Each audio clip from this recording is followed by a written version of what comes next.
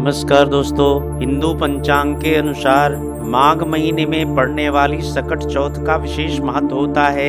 इसे संकष्टी चतुर्थी या तिलकुट चौथ के नाम से भी जाना जाता है। इस दिन माताएं अपनी संतान की लंबी आयु और समृद्धि के लिए गणेश जी का व्रत रखती हैं। कहा जाता है कि इस व्रत को रखने से भगवान गणेश सभी कष्टों से मुक्ति दिलाते हैं। सकट चौथ की पहली व्रत कथा।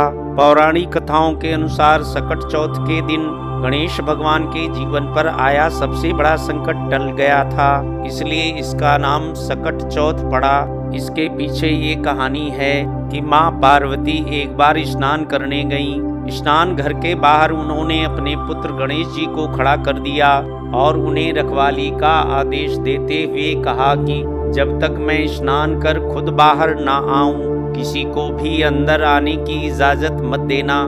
गणेश जी अपनी माँ की बात मानते हुए पहरा देने लगे।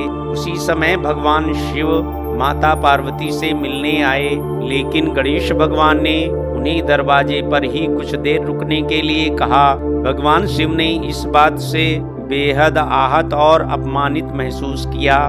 गुस्से में उन्होंने गणेश भगवान पर त्रिशूल का वार किया, जिससे उनकी गर्दन दूर जा गिरी। स्नान घर के बाहर शोरगुल सुनकर जब माता पार्वती बाहर आईं, तो देखा कि गणेश जी की गर्दन कटी हुई है।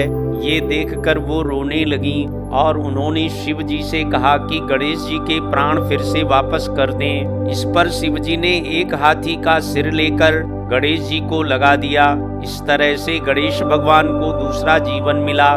तभी से गणेश की हाथी की तरह सूंड होने लगी। तभी से ये महिलाएं बच्चों की सलामती के लिए माघ माह के कृष्ण पक्ष की चतुर्थी को गणेश चतुर्थी का व्रत करने लगी। सकट चौथ की दूसरी व्रत कथा। किसी नगर में एक कुम्हार रहता था। एक बार जब उसने बर्तन बनाकर आवा लगाया तो आवा नहीं पका। परेशान होकर वह राजा के पास गया और बोला कि महाराज, न जाने क्या कारण है कि आवा पक ही नहीं रहा है। राजा ने राज पंडित को बुलाकर कारण पूछा।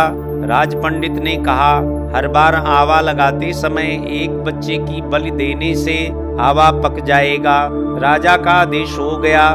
बलि आरंभ हुई। जिस घर की बारी होती वह अपने बच्चे में से एक बच्चा बलि के लिए भेज देता। इस तरह कुछ दिनों तक एक बुढ़िया के लड़के की बारी आई। बुढ़िया के एक ही बेटा था तथा उसके जीवन का सहारा था, पर राजाज्ञा कुछ नहीं देखती। दुखी बुढ़िया सोचने लगी कि मेरा एक ही बेटा है, वह भी सकट के दिन मुझसे जुदा हो जाएगा।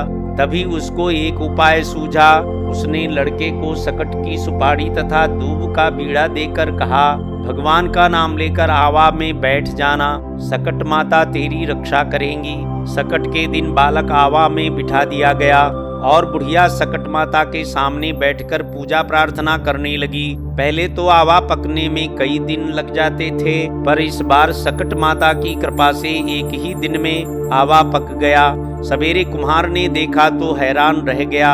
आवा पक गया था और बुढ़िया का बेटा जीवित व सुरक्षित था। सकट माता की कृपा से नगर के अन्य बालक भी जी उठे। यह देखकर नगरवासियों ने माता सकट की महिमा स्वीकार कर ली। तब से आज तक सकट माता की पूजा और व्रत का विधान चला आ रहा है। बोलो सकट माता की जय, भगवान गणेश की जय।